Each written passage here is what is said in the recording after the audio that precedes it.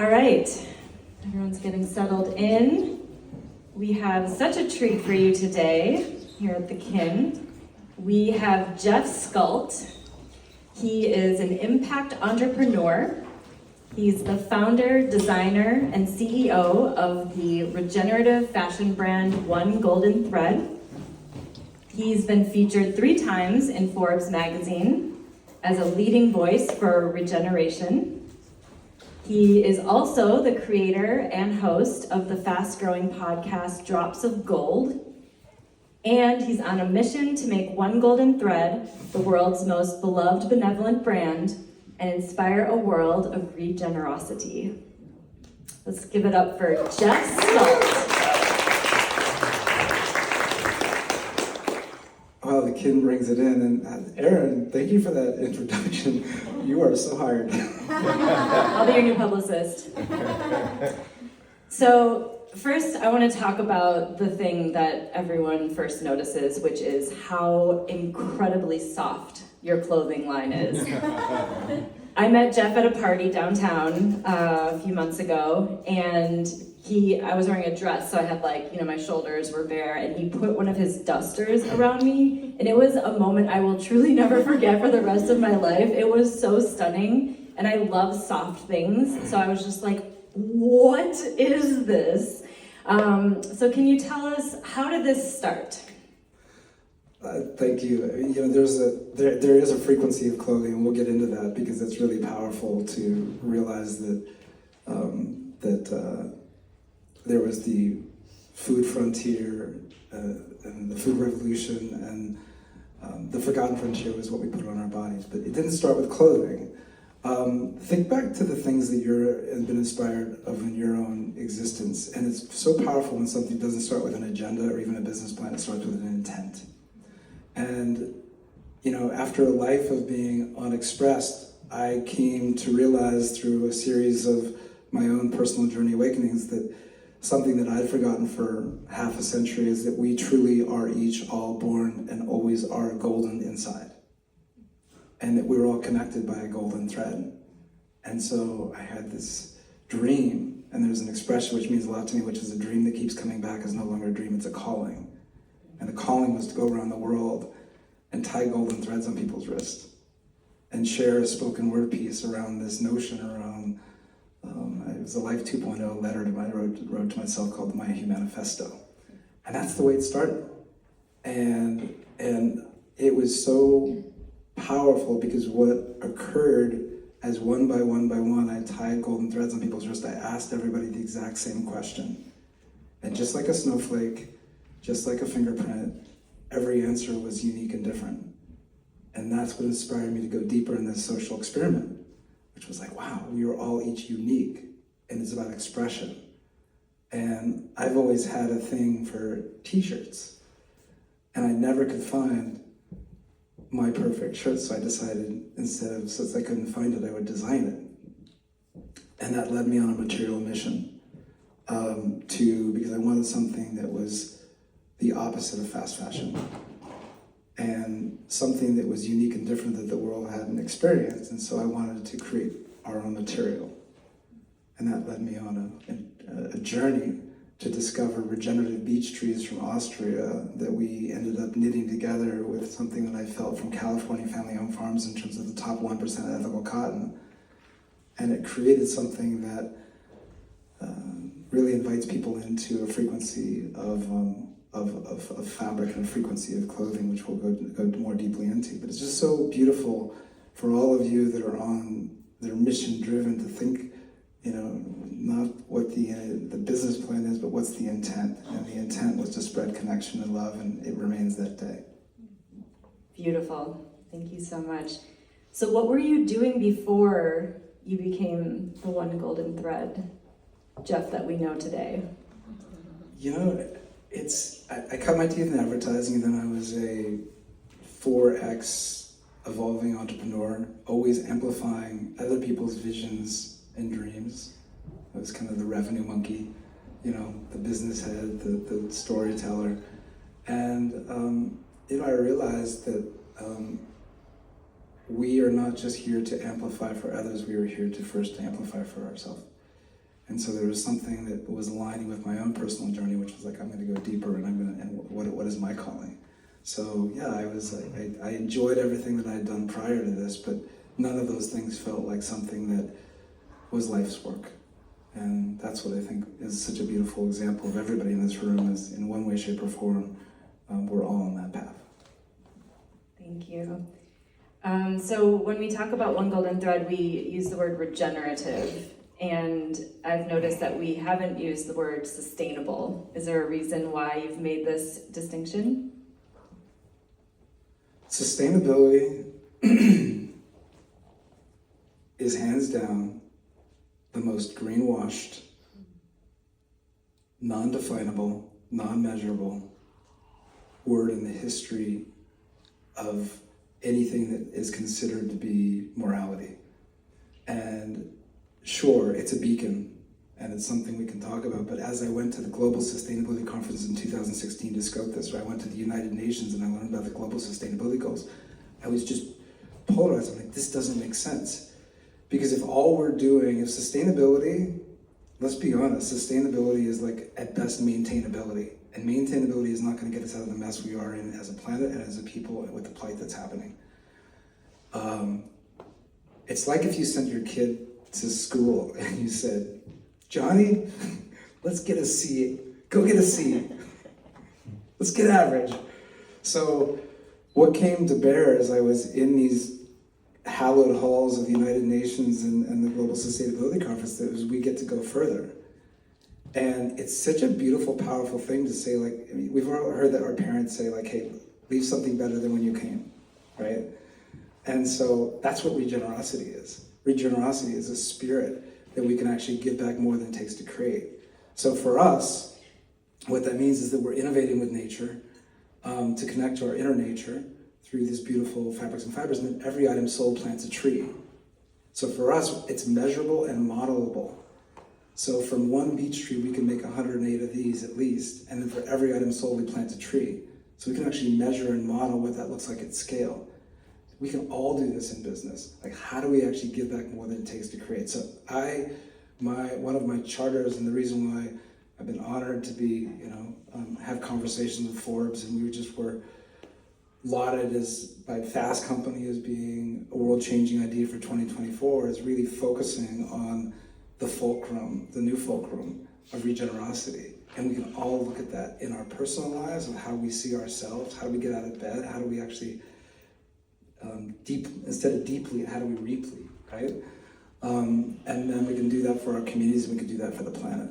And when we come from that place, everything we're doing is made with love, by love, and for love. And it's just a whole different approach, and I think that is why every time I have somebody who says sustainability, I actually just say to them, I say, what does that mean? And they kind of look up to the left or the right. It's one of those where you're really confused, it's one of those things somatically. And they might say less plastic straws or something, So it's coming back into the coherence of how do we actually do good business, where business is now a collective force for social good. And that business is not just about taking, it's actually about giving back. That is so beautiful and such an important distinction to make. So thank you for helping us to understand what the difference is between those two approaches. So you mentioned about the trees. I want us to talk a little more about the trees. I think probably all of us in here love trees. And it's been shown that it's one of the most important things we can do to make the earth more livable for more people for a longer amount of time. So can you talk to us about why you chose to focus on that and why you chose to plant trees?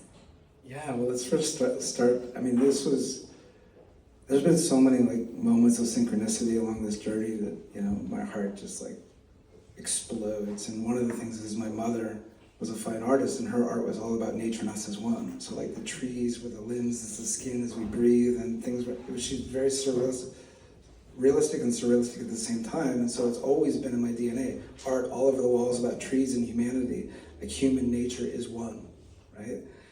And so it's always been there. And then when I came into coherence, that there's a certain kind of tree There's certain kind of trees, everybody's heard of bamboo, right? That regrows on its own. So this is not about cutting down old growth forests. This is about a tree that's already going to regrow. And so we focus specifically around the beech tree because it's got a constitution that feels just so gorgeous and beautiful. But the notion around like trees, it is the fastest way to address climate wellness or to feed climate wellness.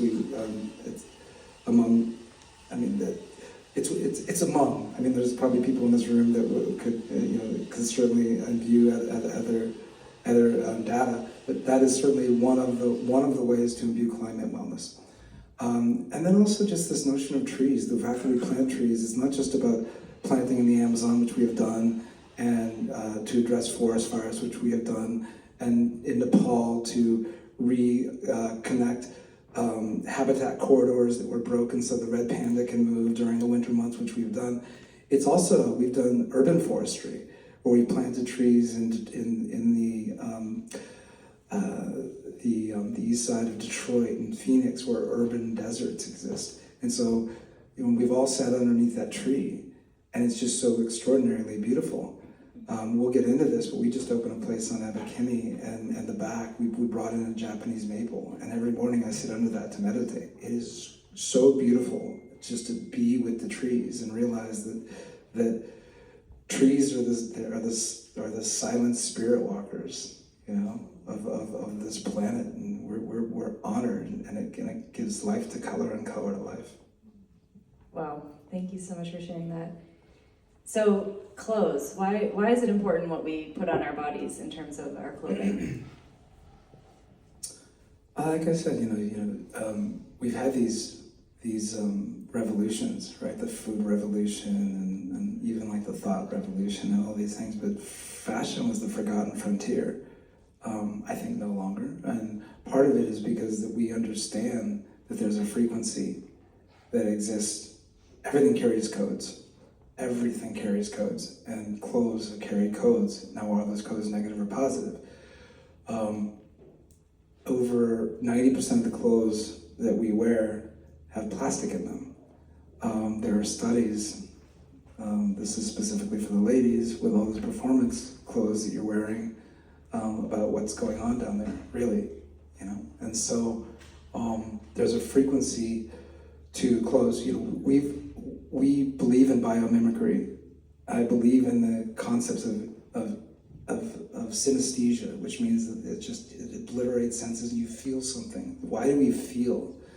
And so there's 4 million receptors from head to toe on our bodies, and most clothes, pun intended, have closed us off from feeling, which is insane.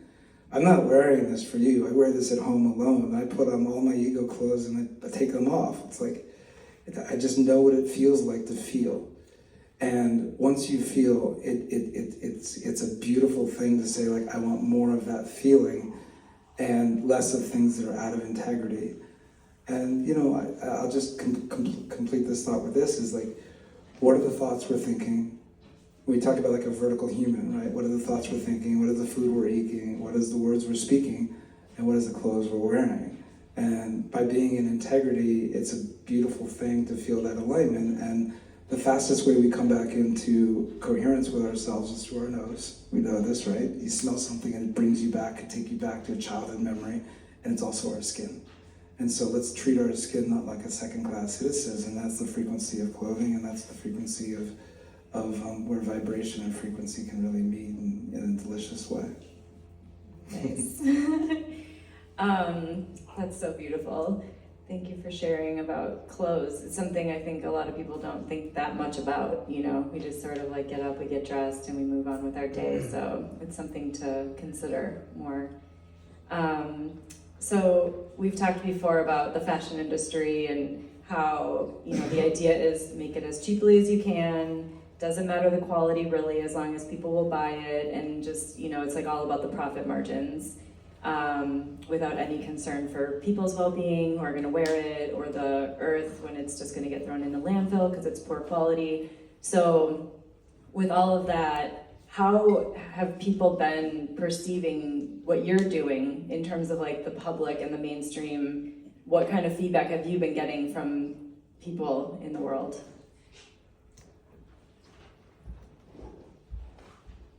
It feels like there's a wave which we're no longer walking into that we're with. And that's because of us. And it's just different when you don't feel like you're needing to sell or push or even explain. Like, people understand these concepts, and the media is even like, growing up, like, media were, excuse my French, but they were just lazy, you know, MFs, you know, and they were just talking about sustainability. Now they're going deeper and saying, like, let's go below the veneer, let's go deeper, and so, you know, it's been an honor. We were just, as I said, recognized by Fast Company as being a world-changing idea for 2024. Forbes wrote about us as being a voice in regenerosity. And, you know, for me, I mean, the greatest thing that sparks joy, even today, when those of you that tossed a duster on and felt that experience for the first time, and it was a beautiful, every time it's a beautiful moment for me, because I get to see somebody standing in their highest, which again comes full circle back to what the original intent was. And so, you know, again, I just think it's so beautiful when we start with intent, because then the joy is always not about everyone, it's by everyone, by one. And that's cool. I love it. So you had mentioned something in there about messaging. So what have you learned in terms of how you can appeal to people and inspire them to want to choose better and to choose a regenerative fashion? This one was a tough lesson, and the headline lesson that I'll impart is: don't fall so deeply in love with your mission and your messaging that you cease your ability to listen and to shift and pivot. I was so emblazoned by this notion that I want to tell you that there's 80 billion articles of clothes made every year, and 87% will wind up in a landfill or incinerator, and less than 3% are sustainable fibers, and 38% of the microplastics that are in the ocean come from the clothes we not only wash or we toss, and there's microplastics turning into nanoplastics, it's raining plastics. All that's true. Okay, whose eyes glazed over just a little bit? Come on. Can I see a show of hands? Like, come on, seriously. So what I realized, I had to harken back 50 years to when I was like, 4 years old, and my dog, Sam, shout out to Sam, had worms, and my dad said, we have to give Sam a pill. Sam needs a pill to get well. How do we give Sam a pill? I'm like so psyched that my dad's like asking for my opinion. Like, the 4-year-old Jeff is like, oh, we'll hide it in his food. And my dad's like, dogs will sense it and they'll spit it out. And my dad said, if a dog needs to get well, you just wrap it in something sweet.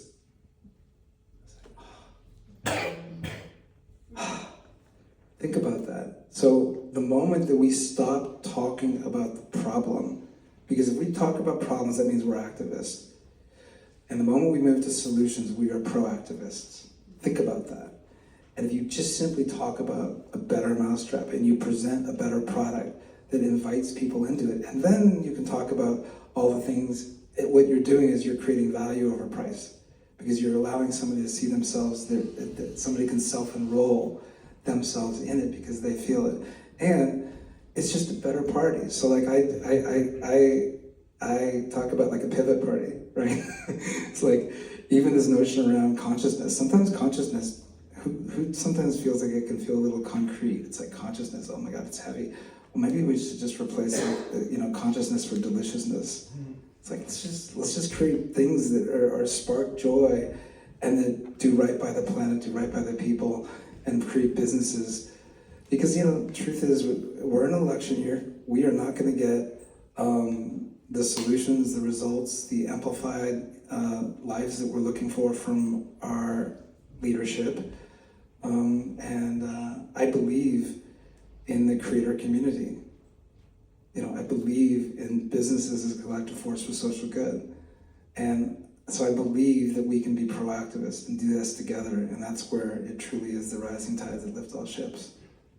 Who's with me on that? Yeah. Yes, definitely. Yeah, I love the way that you use words. I've noticed how precise and conscientious you are about the words that you choose to spell your life with.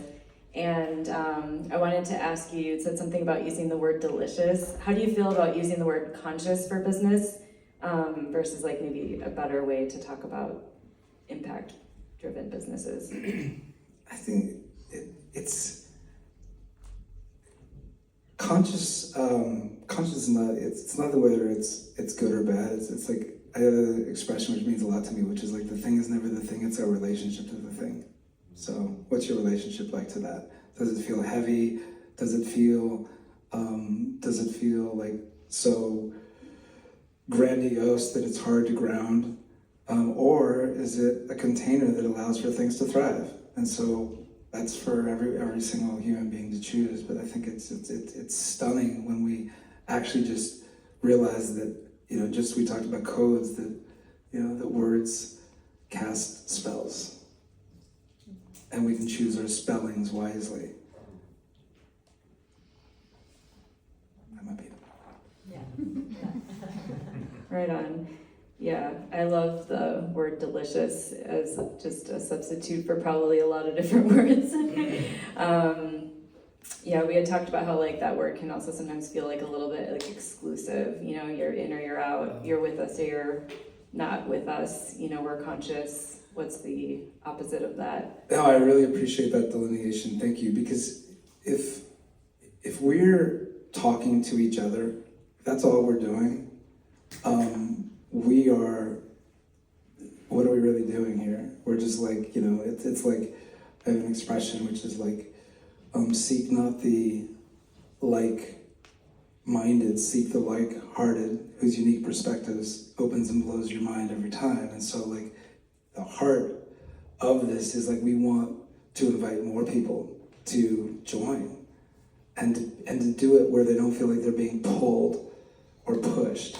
It just feels like it's something that gives them an easy on-ramp for self-enroll.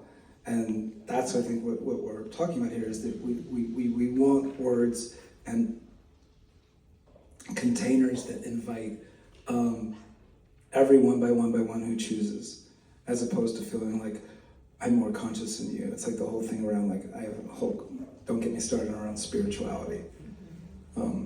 I don't believe that word is in of itself is polarizing. I prefer the word spiritful, because it's like it's already alive inside you, right? You're full of spirit as opposed to spiritual. It's like, okay, well, I'm more spiritual than you. You're more spiritual than me. Your practice is better than mine. Exhausting. Yeah, exhausting. Yeah, everyone is spirit-full, so that's inclusive languaging, which I appreciate very much. So now all of this, there's a lot to the talking and the messaging, and then there's also the doing and the practicalities of being an entrepreneur. And I'm wondering, as a very successful entrepreneur who's truly thriving, what is one of the things that has really helped you choose the people around you to support you and be part of your team to be able to prosper and thrive as you are? Yeah, thank you for asking that question. How many people are building a team or have built a team, as opposed to going this alone? How many people along the way have had any missteps where you brought somebody on board and you're like, okay, I thought this, but that wasn't what I thought, and what have you?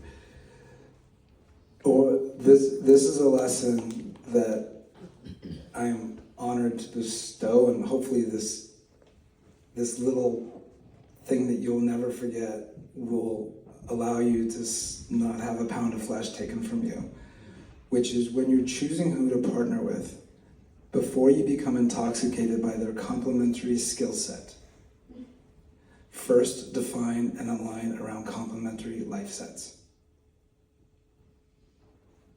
Values, how they treat people, what their relationship is like to the struggle, the snuggle, money, all the different things, because it sometimes is easy, ironically enough, when in the struggle portion, but when things start going well, do they have a healthy relationship with ego?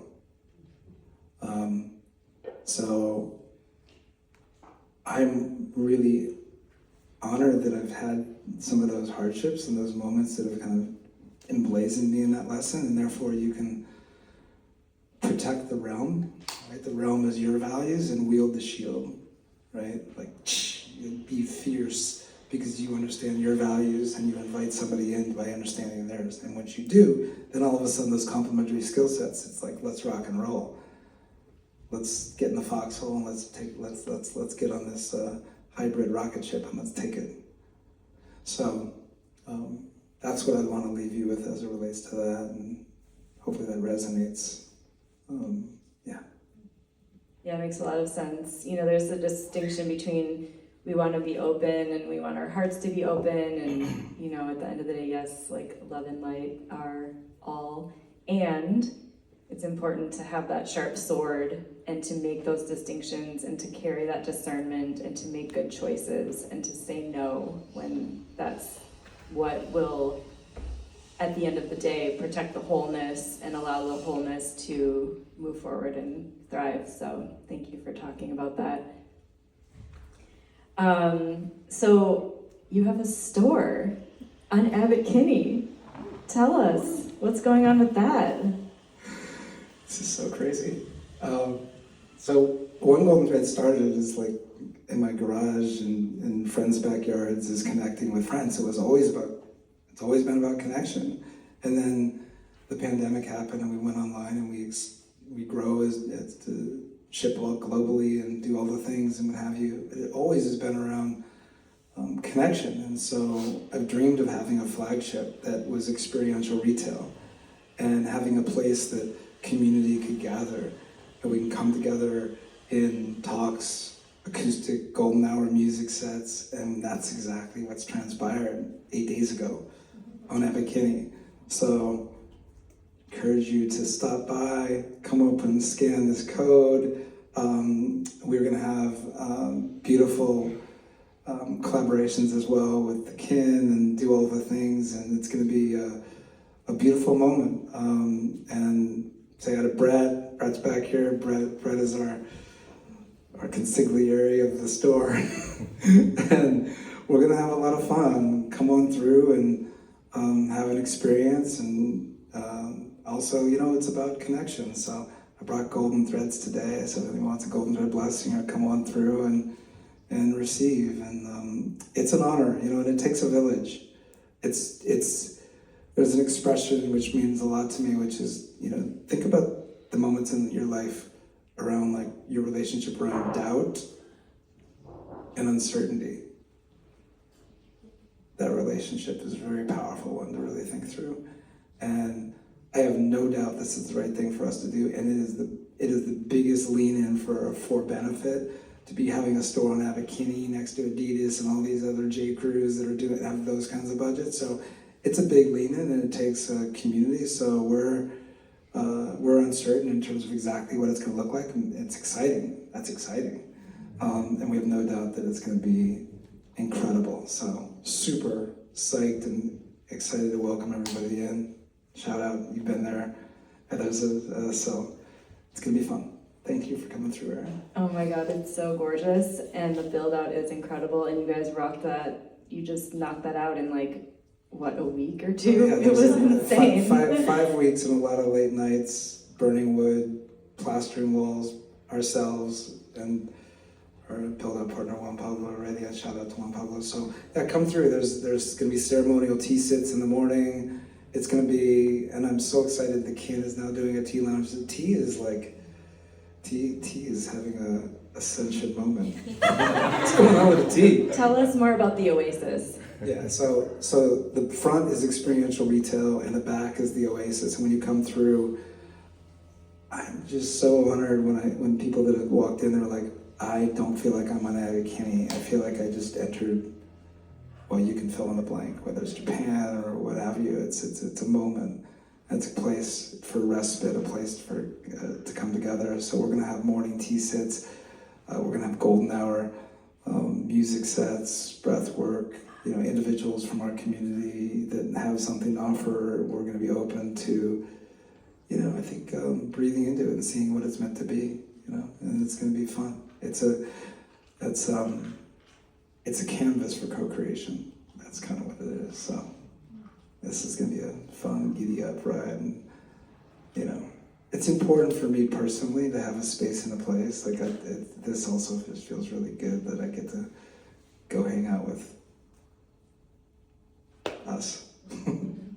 That's amazing. I can't wait to hang out there all the time. My life is going to be like home, Equinox, KINN, Oasis / Unloaded Thread. Sounds like we're all gonna win. I can't wait. Yeah, I can't wait to add that into my rotation more regularly. Is there anything else that you want to share or talk about? Anything like you're really looking forward to going into the future? I just want to. I'm looking out to like a circle of like absolute ballers. Like I know that there's like a lot of potency and power in this room, and I just was like, a few individuals walked up to me and was like, "Wow, you're working on that." So, I always visualize that we're sitting in circle. Like I'm not on a stage. We're not on a stage. We're always in circle. We all have something to contribute, and I will also say as a for benefit that.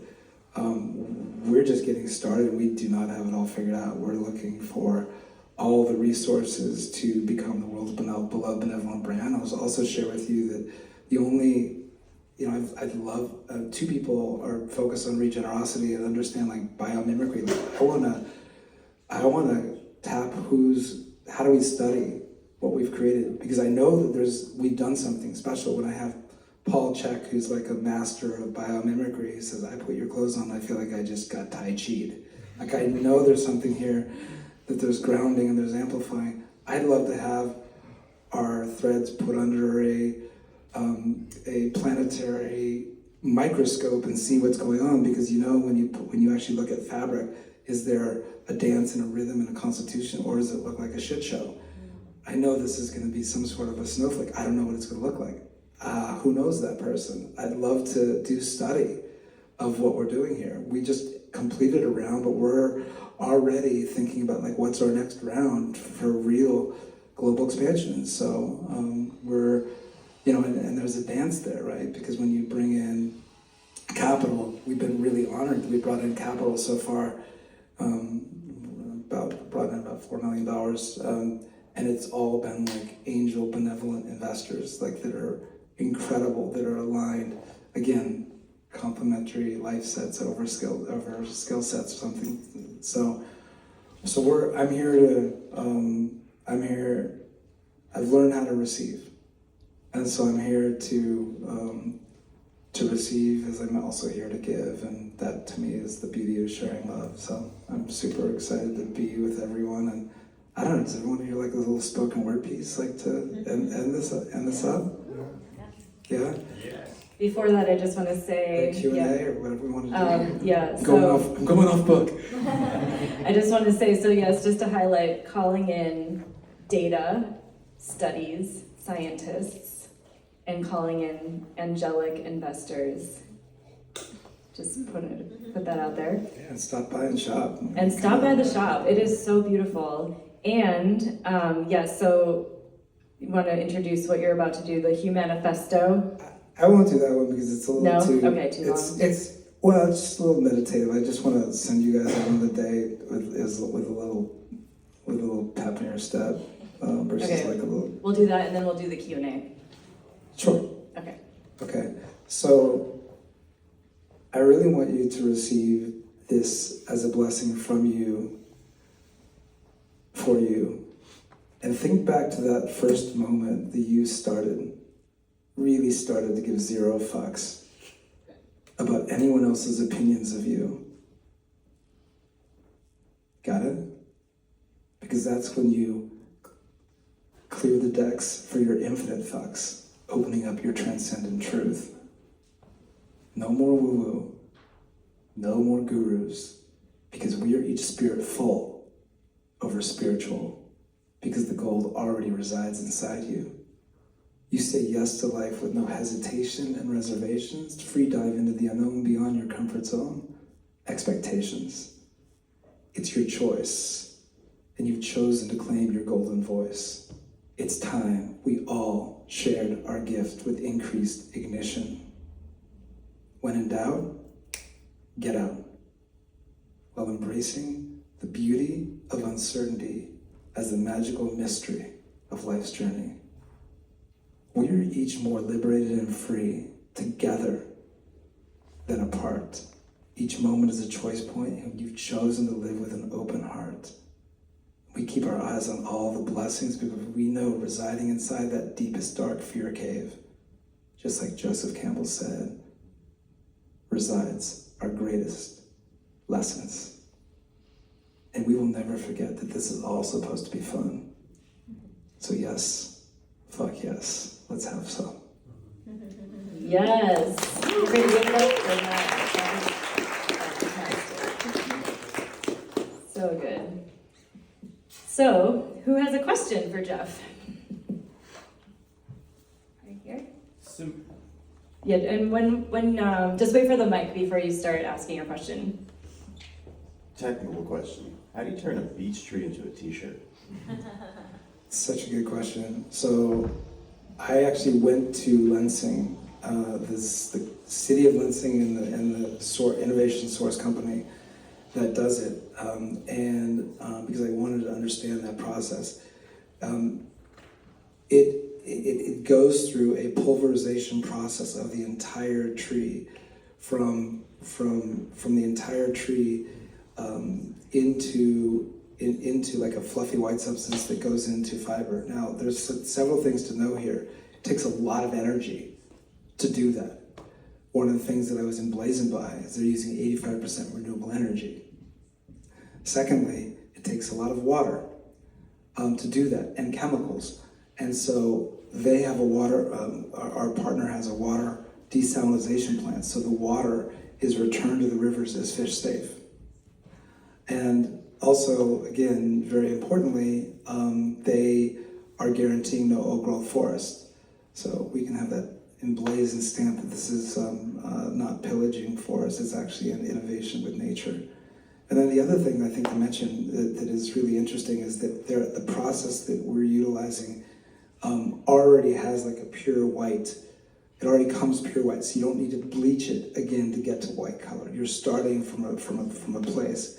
So it's an incredible process. It's one of the most technologically advanced companies that we're in partnership with, and because of the ethics, the integrity of the way that they do it, it's having a very light footprint on the planet. Wow, that's incredible. Julie, Macy? So I've been wondering about pigments, and I'd like to know what kind of pigments you use, assuming they're probably natural. And also I was thinking it might be a good idea for some clothing company or companies to use local kind of native type pigments in the clothing. I would love to have like an LA branded clothing that has LA native pigments in it, and then promote the growth of these native plants that have been used for centuries for pigments. I love that question. And one just follow up for your the gentleman's question here is when you come into our store, we actually have a tray that actually shows you the actual beech wood, and it shows the process. So it's a wild thing to actually feel what I just described.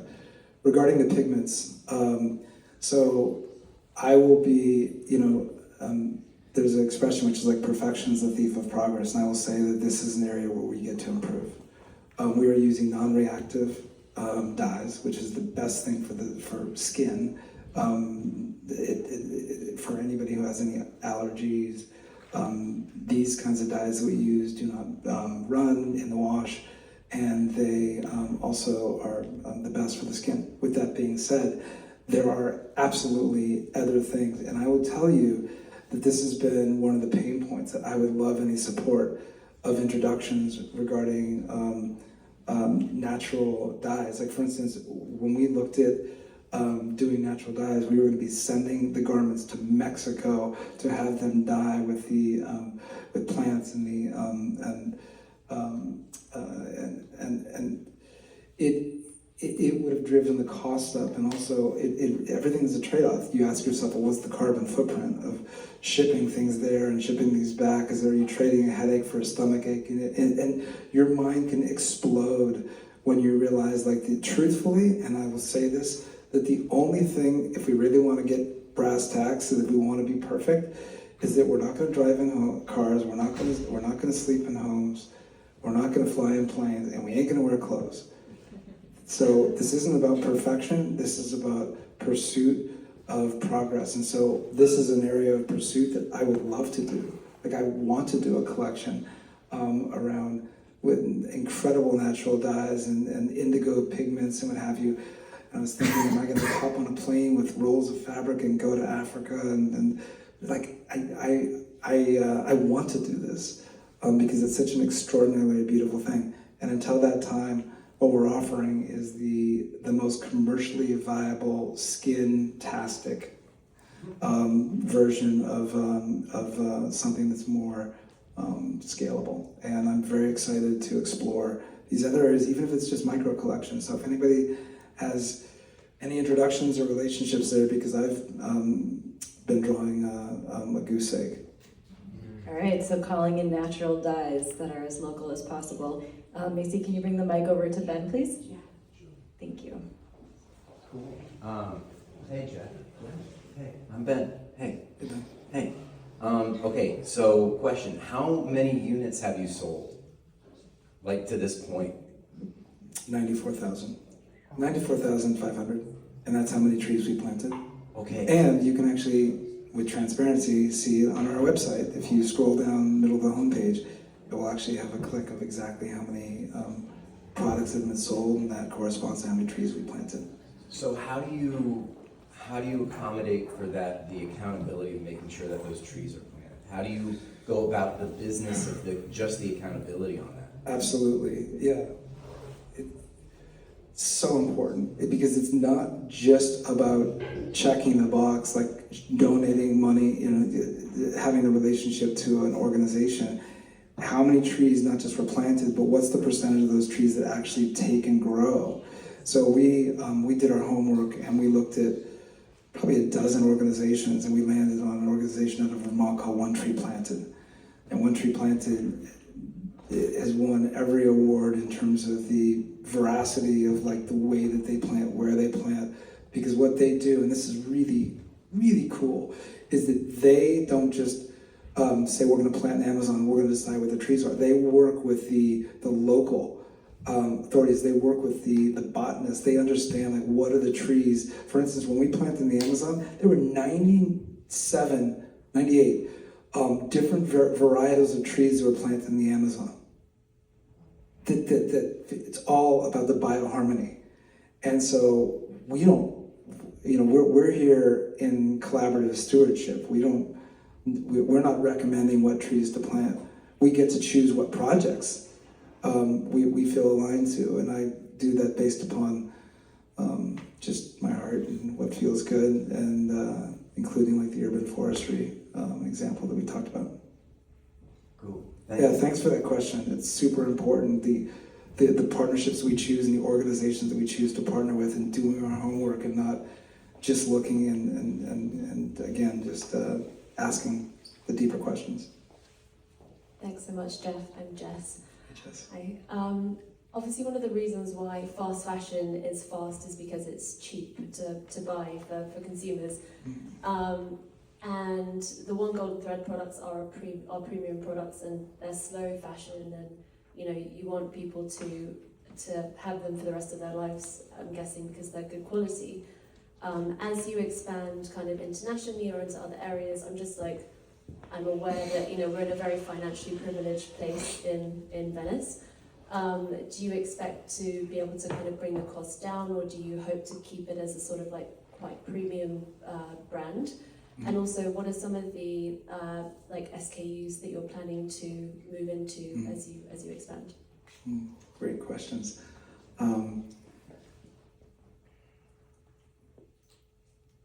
The least expensive thing in your closet is the thing that you wear all the time. Let's start there. Go home and look at your closet and think about the things that maybe haven't gotten any play for a year and what have you. So there is a re-education and invitation about owning fewer things that you love more. Minimalist mindset from that perspective. And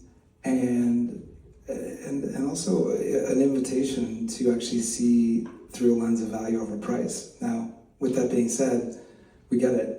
One golden thread, an $88 tree shirt. Not everybody can afford that. Truth of the matter is that if this was James Pierce, it would be, $180. So we're already presenting like a super premium product at something that's more accessible. And then we're always, wanting to see opportunities to have bundling and specials and bring the cost down and what have you. I would love to also institute, this could be somebody that isn't currently on our team that knows really how to do this, like a new, different remodeling where we have like a gently worn program. Like I've always loved to say, like, hey, give us your gently worn and let's donate those or to foster kids or something like that. Let's have everybody feel this the beauty of this. So I think that there's work to be done there. And we're here to do it. I'd love to, we're offering, for instance, we're coming out with an elemental tea that is going to be not 88, it's going to be 68. And even within that, again, it's something which is durable, that it will last you a life versus something that fast fashion is designed to fall apart. It's their vested interest is to have your clothes fall apart or have you, just get rid of it in the landfill or what have you. So that's the first part of that. And the second part is what SKUs are we going into? So I designed for myself first. And what I came to realize was that our clothes were very, again, the language, unisexy. So 45% of our buyers are actually women because it's just everything flows and goes and looks beautiful and all. With that being said, we are super excited that we are designing for the divine, and that's in more broader fashion going to be coming out this fall. Definitely want to do kids because what kid doesn't want to have a tree shirt and a little tree cape, tree pants? So that's coming, and then the other thing is, I guess I'm going to out myself here, is that I sleep every night in a prototype. So who doesn't want to slide into something that feels this good? Sheets. That's amazing. Macy, can Matt have the mic, please? Did that answer all of the questions? Thanks, Jess. Hey, John. Hey, bud. It's actually a follow-on to Jess's question a little bit. You mentioned the energetic connection to kind of the universe and how our clothes can block that if they're full of plastic. And I assume that includes shoes. I've heard shoes can block the grounding that you might get from the earth. I'd love to hear your thoughts on shoes and how that might pertain to One Golden Thread in the future. My guy. I love shoes. I mean, for instance, even these shoes that I'm wearing here, these are not mine. These are, I'm honored that these shoes are made of recycled tires, because tires are actually the thing that lands in the oceans. And so what are the materials we're using? There's some amazing techniques out there with shoes, and yet I haven't found something that really speaks to me, so I've been working on that in Portugal as a prototype of a shoe that it would literally be like your one shoe that you could dress up, dress down, take to Burning Man, take to the board meeting, take on the flight, roll it, have it be something that's just, like one shoe for life, and then you've got your others that you bring along. So yeah, I mean, shoes are important. I do love, there's some shoes that have an approach where it's like, I forget what they're called, but it's like almost like it feels like it's barefoot, because the most important thing that we can actually do as humans, and I don't know, I'll come out myself, I don't do this enough, is put our feet in nature. Who has a practice that they actually do that every day? Anybody? Yeah, it's important. And so any shoes that bring us into that is super powerful. But yeah, it's something which we want to, we definitely want to introduce, which our next funding round is these shoes as well. Nice. You have so much work to do. Baby clothes, kids' clothes, shoes. It's fun. So many things that you get to do. I get to do. Yeah. Was there a question in the back? Did you have a question? Hi, so you were talking about, actually Julie was talking about some type of local source, so, and some type of pigment. So what I would not suggest would be something like LA smog. But the reason I bring that out is to evoke that visceral response in us, that's exactly what we're trying to counteract. So you're selling, it almost seems like the clothing is a tertiary element, that you're selling an idea and you're selling a philosophy. So how do you justify, and I don't want to seem offensive, but how do you make that appealable to the consumer so that they feel that they're getting value for their money? And the other question is, are you currently on Amazon or Shopify? And how many retail outlets do you have? So a lot to unpack there. I'll do it in reverse order. So we're not on Amazon. A lot of people told us that would be a good thing for us to do. It just hasn't felt right. I don't know. Not a priority. It doesn't feel energetically right. We are on Shopify as a platform.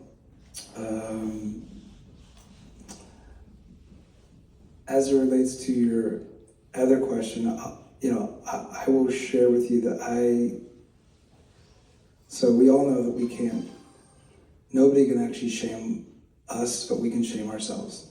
And I actually, when I started One Golden Thread, shamed myself.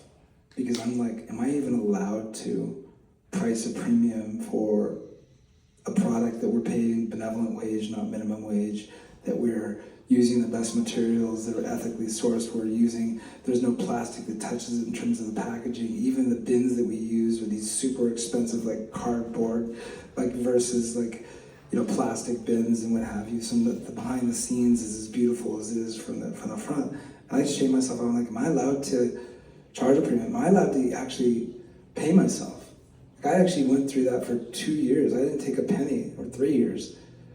Am I allowed to pay myself, for something that's generating from my heart? And what I realized was this whole notion around, that's not sustainable. That's the only time I'm going to use that word. And how sad is it that I'm using that word? That's not sustainable, let alone regenerative. So I think that there's a re-education. There's been a race to the bottom of price for too long. And understanding what is the true cost of what we've been doing for too long. I would encourage anybody who's like into documentaries to it's long, it's 4 parts. Go on YouTube. It's funny, it's not even on Netflix, but The Century of Self. Watch that and you will understand like what we've had 100-year run of ego and race to the bottom of price, and it's time for this renaissance. And it's all of it's all of us. What we're doing is we're in this to win this in a new way. So I appreciate the challenge. I appreciate the comment. Like how can you justify? And we were getting a lot of that when we started. And it's a fascinating thing, and I would encourage everybody to really receive this for whatever you're working on in the world, to stand in your light. Stand in your light. And that's what we've been doing, and we'll continue to do. Because what we know that we're doing is we're offering an incredible value And as we said, we're looking to continue to bring it down. One final question, or love to. Yes, one final question, and then you go. And then I want to take a selfie with the audience. Yeah. And then Jeff will be here to tie golden threads on your wrists in a benevolent, blessed way. So, hi, I'm Simona. I'm very honored to have this last question, but it's actually not a question. So, you were just mentioning True Cost and also this kind of documentary series on YouTube, and I think True Cost is also a film. It's about fashion, and I think it really changes your perspective about wearing the clothes that you have in your closet. So it's really a recommendation for everyone to just maybe watch this film.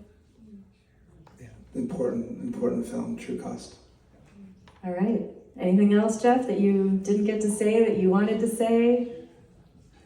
No, I feel honored that I feel honored to be here, and I really appreciate every one of you for being so present, and my hope is you take a little nugget of this and go deeper into your own mission, visions, values, and vibrations, and yeah, come by the Oasis. It's a vibe. You guys are gonna love it.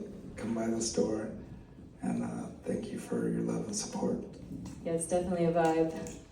Okay, yes, round of applause for Jeff. Thank you so much for being here. And I also just want to highlight the fact that we're at the KINN here in Venice. And the KINN is an amazing co-working space. They host events. Everything here revolves around positive social impact. So whenever you come here, it's almost like a lighthouse for people that are wanting to create beautiful things in the world. People like Jeff that have these businesses that aren't just doing it the way it's always been done, but are like really forward thinking. How can we do it better? How can we be more benevolent to this world and the people here, excuse me. So yes, there's events, and if you haven't been here before and you haven't seen the upstairs, it is truly gorgeous. And so definitely chat with Taylor. Taylor's over there. She's the membership coordinator extraordinaire, and she can chat with you about membership. She can give you a little tour of the upstairs. Yeah, I love this place with my whole heart, and I'm so glad you're all here. And I'm just grateful that this wonderful interview just took place on this stage. Can we just get a shout out for Erin? He's like such a amazing actor. Thank you, guys. And I invite everybody to scan this because this will be the list. We're going to be doing invitations for music and programming and cool vibe stuff, which I know we'll enjoy together. And I'm super excited also. I just want to give a shout out as well. I've known Oliver for 7 years from New York. Yes. And what is being created here, I mean, is such a powerful, important thing. And it's one of the reasons why Venice and LA is just on having this renaissance. And I really believe in this notion around creating containers for things to thrive and come alive. And Oliver has done that so beautifully. So just such a beautiful shout out to Oliver. And his heart is so pure in what he's creating. So big love to Oliver and the KINN. Absolutely. Thank you for saying that. All right, so 3 things. Selfie, important. And then scan the QR. And then if you want, you can also receive one golden thread blessing from Jeff up here. So that's it. Should I thread Erin up first? Yeah. Oh yeah, let's do it. All right, so when you choose to pick a wrist, the left wrist represents inner peace and the right wrist represents inner power. So you get to choose. Thank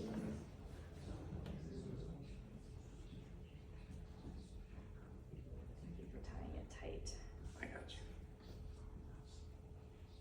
People always love to tie it so loose that it falls off my tiny little wrist. Okay. Oh, you grab that side. So this is the same blessing I've given everyone. So visualize in your mind's eye with so much pride, Erin, that feeling inside of all the work that you've done to release any past stuck stories, any past lies in disguise, to embrace that feeling of revealing that always invites you and ignites you to receive love, first and foremost from yourself first. Breathe that in, breathe that up. Exhale. Make it real. Now, put your hand over your heart, because this is the fun part of what I said. Remember I said that I've asked the same question thousands and thousands of times, and no two answers have ever been the same. So, Erin, what does it mean to you to live life golden? Ooh. It means standing in my light, sharing my gifts, and using those gifts that have been divinely given to bring beautiful, wonderful, uplifting, encouraging, inspiring, healing things into this world. And since we're at it, the other two questions are, what's a self-love tip that you've discovered to tap back to that when we forget? Self-love. Organization and taking care of future Erin. Creating the structures and the organization and the reminders and the post-it notes and all of the things that come together to take care of, future Erin. Finish the sentence. The golden thread that connects us all is Love. we are complete. Amen.